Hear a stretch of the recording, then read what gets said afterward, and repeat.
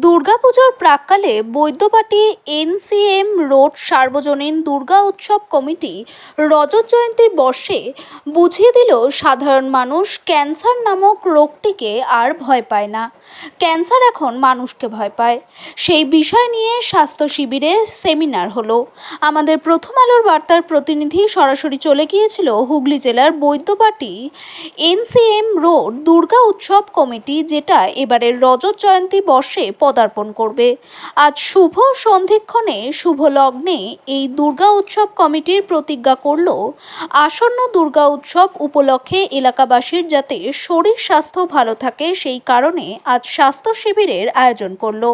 শুধু তাই নয়, মানুষের মনে ক্যান্সার রোগের সম্পর্কে যা দুর্বলতা আছে, এই দুর্বলতাকে কাটাবার জন্য আজ এই স্বাস্থ্য শিবিরে উল্লেখযোগ্যভাবে উপস্থিত ছিলেন কলকাতা থেকে cancer specialist doctor Sanjay Das. তিনি সাধারণ মানুষকে বোঝালেন ও এলাকাবাসীকে বার্তা দিলেন ক্যান্সারকে ভয় করবেন না, কারণ ক্যান্সার এখন মানুষকে ভয় পাবে। এই চিকিৎসা এখন আমাদের হাতে চলে এসেছে। ক্যান্সারকে দূর করবার জন্য নানান রকম যন্ত্র দিয়ে সেই দুরারোগ্য ব্যাধি ক্যান্সারকে চিরতরে বিদায় জানাবে। আমাদের চ্যানেলের পর্দায় সেই অভিজ্ঞ ক্যান্সার স্পেশালিস্ট ডাক্তারবাবু কি বললেন, আসুন আমরা একবার শুনে নিই। বৈদ্যবাটি থেকে রিপোর্ট অমল চ্যাটার্জির, প্রথম আলোর বার্তার পর্দায়। সঙ্গে থাকুন, ভরসা রাখুন।